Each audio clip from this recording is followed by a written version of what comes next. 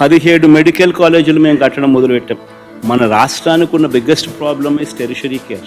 ఈ tertiary care అన్నది మన రాష్ట్రం హైదరాబాదు, బెంగళూరు, చెన్నై వంటి రాష్ట్రాలు, పెద్ద పెద్ద నగరాలు మనకు లేనందువలన టెరిషరీ కేరు మన ప్రజలకు జిల్లా హెడ్ క్వార్టర్స్లో అందుబాటులోకి తీసుకుని రావడం కష్టం.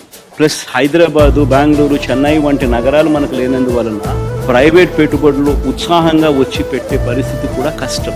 సో పేదవాడికి ఎక్కడైనా మల్టీ స్పెషాలిటీ హాస్పిటల్స్ అందుబాటులోకి రావాలి అని అంటే గవర్నమెంట్ పూసుకొని పేదవాడు ఇబ్బంది పడకూడదు అన్న ఆరాటంతో, ఎందుకనంటే ఉట్టి హాస్పిటల్ వైబిలిటీ రాదు.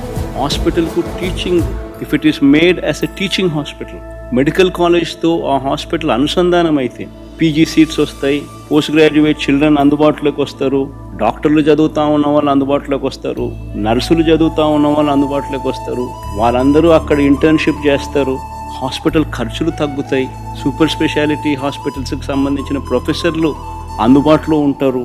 ఇవన్నీ దృక్పథంతో 17 మెడికల్ కాలేజీలు, ప్రతి పార్లమెంటుకు ఒక మెడికల్ కాలేజ్ ఉండేట్టుగా ప్రతి పార్లమెంటును ఒక జిల్లాగా చేసి 17 కొత్త మెడికల్ కాలేజీలు మేము శ్రీకారం చుడితే, అందులో 5 మెడికల్ కాలేజీలు మేము అప్పటికే ప్రారంభోత్సవం చేస్తే, మరో 5 మెడికల్ కాలేజీలు ఈ సంవత్సరమే క్లాసులకు పూర్తి చేసే కార్యక్రమం జరిగితే, మిగతా వాటి పనులు కూడా శరవేగంగా ముందుకు వెళ్తూ ఉన్న క్రమంలో ఇప్పుడు ఏం చేస్తూ ఉన్నారు?